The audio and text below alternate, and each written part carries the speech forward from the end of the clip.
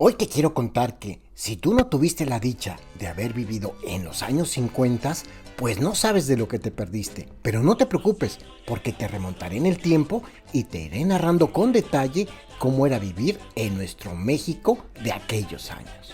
Cuando la gente habla de esa época, por lo general el semblante les cambia. Enseguida les aparece una enorme sonrisa en el rostro. En esos tiempos se decía que la República Mexicana era como el cuerno de la abundancia, y era cierto, nuestra economía crecía constantemente y a un ritmo sostenible. Y esto, por supuesto, atraía a mucha gente del interior de la República que decidía dejar el campo para mudarse a la capital en busca de mayores oportunidades. El poder adquisitivo de la gente era tal que se volvieron consumistas comprando muchos de los productos gringos que invadían el mercado. Los adolescentes se volvieron también parte fundamental de la economía, pues muchos comenzaban a trabajar.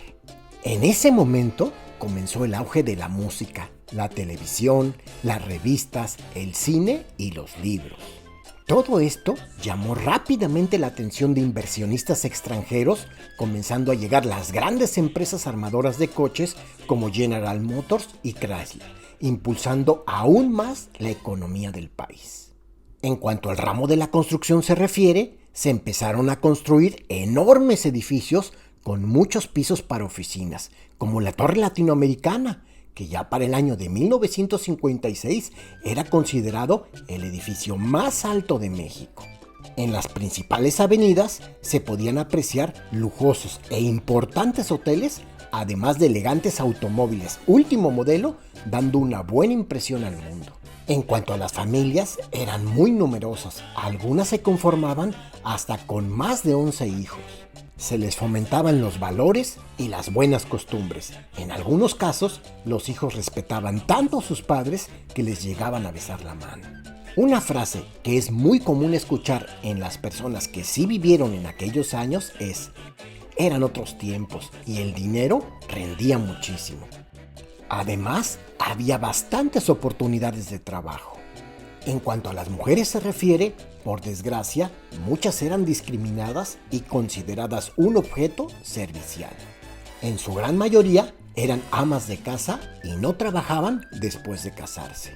La moda para ellas era muy moderna. Ahora usaban vestidos con crinolina a la mitad de la pierna y los brasieres eran de pico. Los trajes de baño eran de una sola pieza, porque los de dos apenas empezaban a usar. Para ir a una reunión, a un baile o a misa se usaban guantes y en algunas ocasiones hasta sombrero.